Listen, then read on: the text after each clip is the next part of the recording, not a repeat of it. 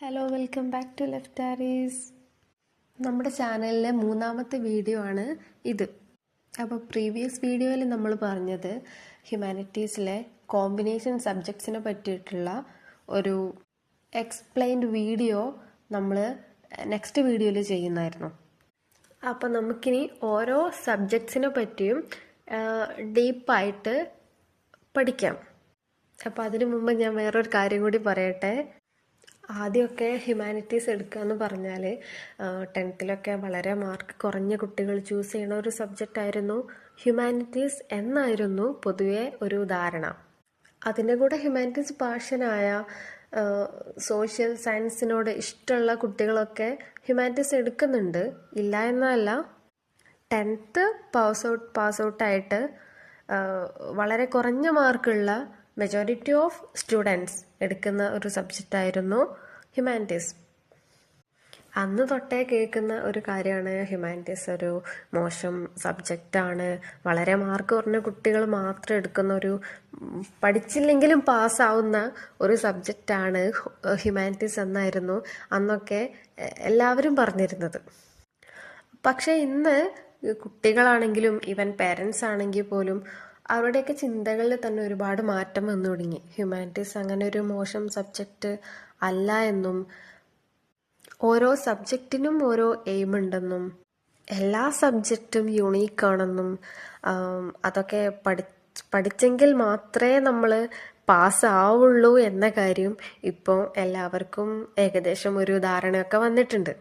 10th full A+ അല്ലെങ്കിൽ 9A+ ഒക്കെ കിട്ടിയ കുട്ടികൾ ഹ്യൂമാനിറ്റീസ് പാഷനായിട്ട് ചൂസ് ചെയ്യാൻ പോകുമ്പോൾ അവിടെ ഫാമിലീസ് ആണെങ്കിലും റിലേറ്റീവ്സ് ആണെങ്കിലും ഈവൻ ടീച്ചേഴ്സ് ആണെങ്കിൽ തന്നെ അവർ ആദ്യം ചോദിക്കുന്ന ചോദ്യം, വൈ നോട്ട് സയൻസ്?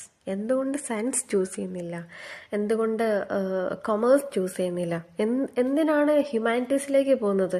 ഇത്രയും മാർക്കില്ലേ, അപ്പോൾ എന്തിനാണ് ഹ്യൂമാനിറ്റീസ് എന്നൊരു ക്വസ്റ്റ്യന് ഒരുപാട് കുട്ടികൾ ഫേസ് ചെയ്യുന്നുണ്ട്. അപ്പോൾ അങ്ങനെ ഒരു ക്വസ്റ്റ്യൻ വരുമ്പോൾ തന്നെ കുട്ടികൾക്ക് തോന്നും, ഞാൻ എന്തിനാ അപ്പം ഹ്യൂമാനിറ്റീസ് എടുക്കുന്നത്? അപ്പം എന്നെ മോശമായി കാണുമോ?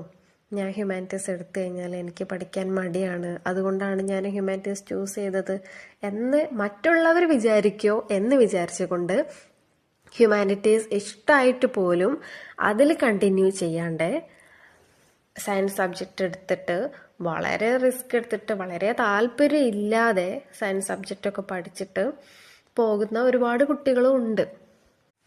പക്ഷേ ഇന്നൊരു പരിധിവരെ അത്തരത്തിലുള്ള ചിന്താരീതികളൊക്കെ മാറി വന്നിട്ടുണ്ട്.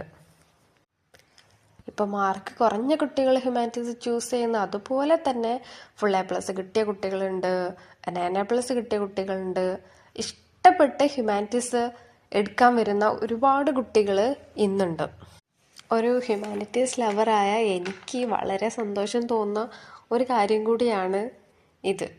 ഹ്യൂമാനിറ്റീസ് എന്നത് ഒരു സബ്ജക്റ്റോ ഒരു കോഴ്സോ മാത്രമല്ല, ഇത് നമ്മളെ തിങ്ക് ചെയ്യാനും ക്വസ്റ്റ്യൻ ചെയ്യാനും ആൻഡ് സൊസൈറ്റിയെ അനലൈസ് ചെയ്യാനും കൂടി ബോധേഡാക്കുന്നുണ്ട്.